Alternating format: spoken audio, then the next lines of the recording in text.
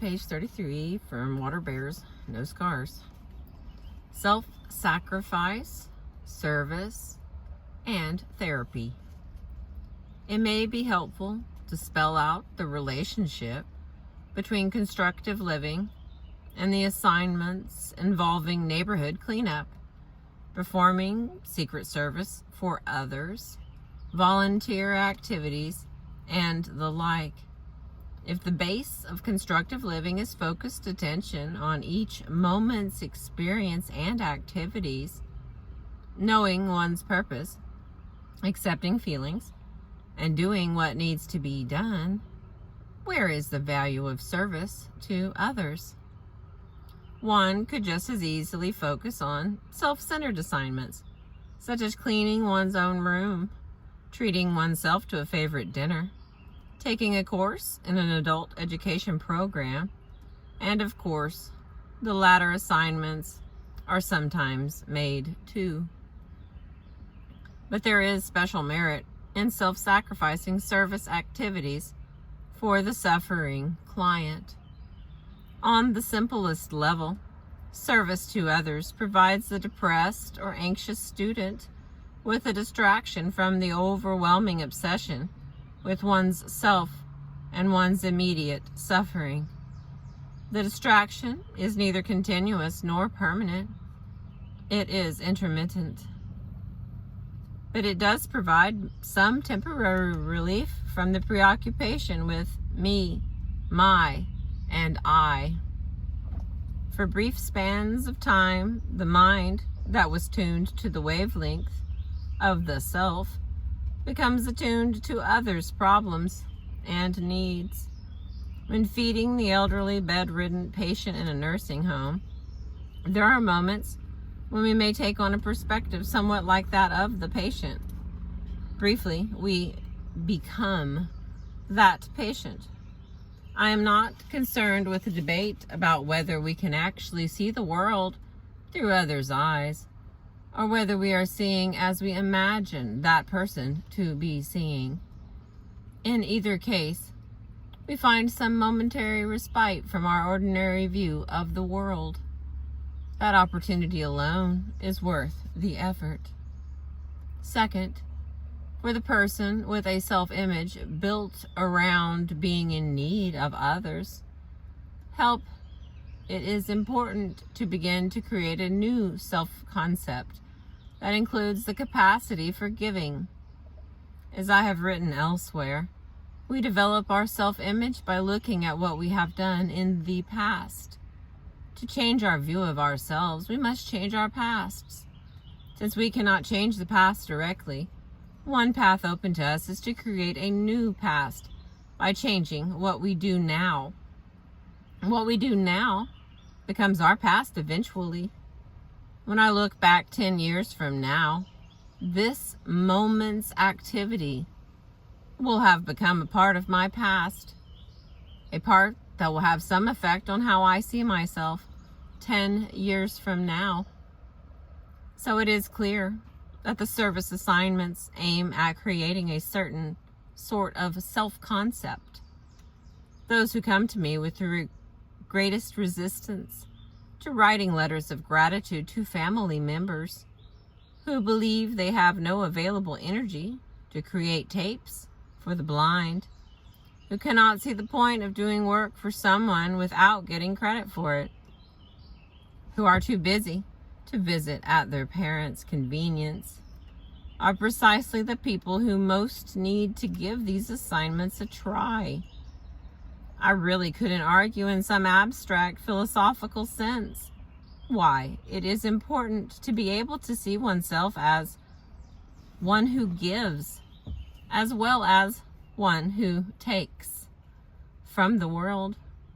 But it is important.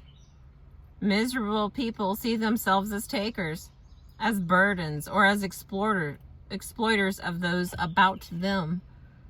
The final reason I'll offer here for the tasks of self-sacrifice is that the world deserves such effort.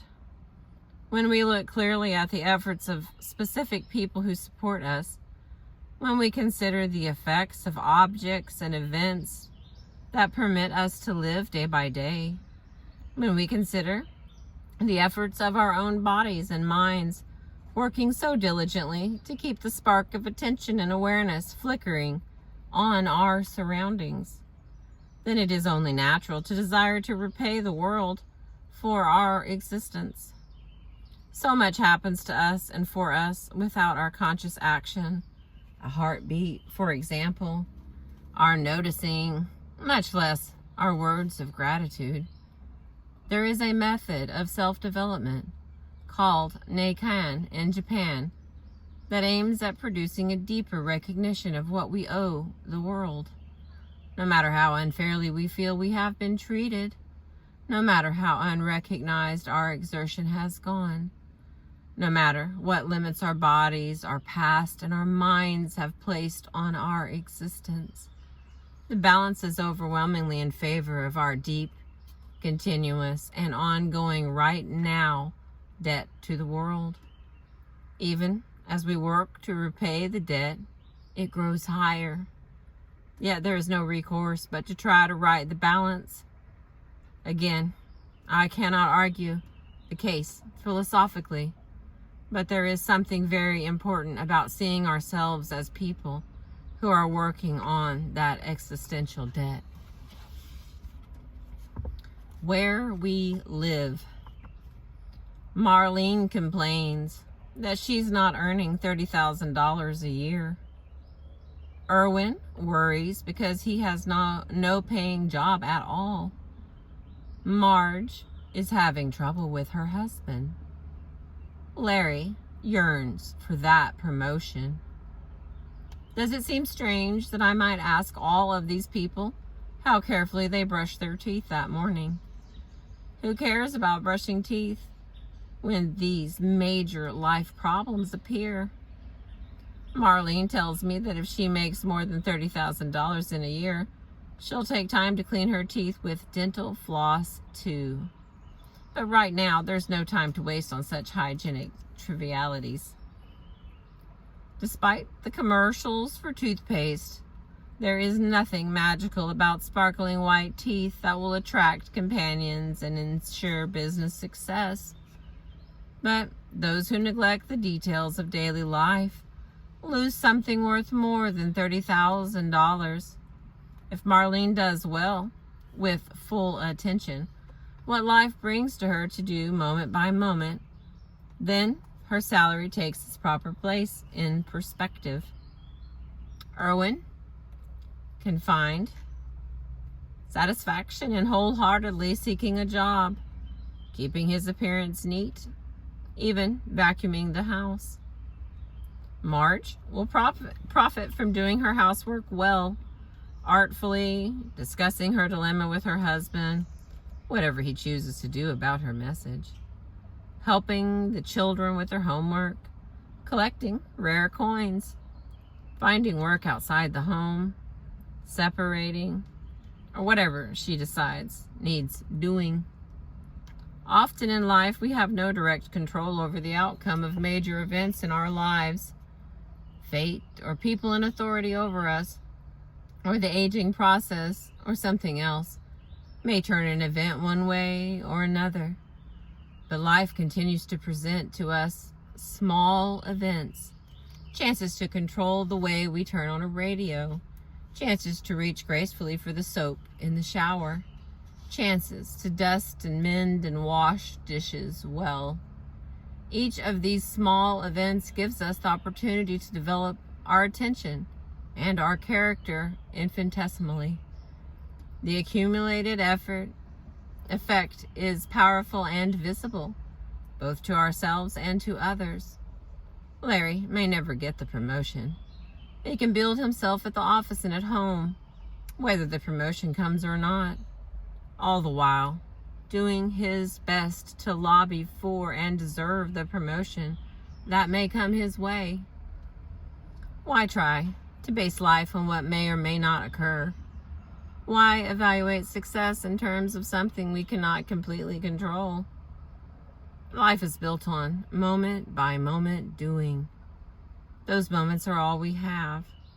The moment of receiving that promotion is only one such moment. To be sure, that moment has implications for what life presents to Larry later on, too. But whatever those implications, if he gets a larger office with a window, for example, there will still be only more moments with different challenges, other opportunities to grow or slip back.